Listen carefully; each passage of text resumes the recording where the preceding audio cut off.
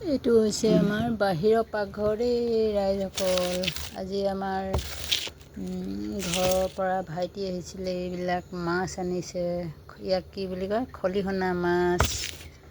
এইবিলাক টেঙা আনিছে, এইবিলাক টেঙা। তাৰপৰা এইকেইটা হ'ল অমিতা। এইকেইটা হ'ল টেঙা, এইটো হ'ল অমিতা তিনিটা।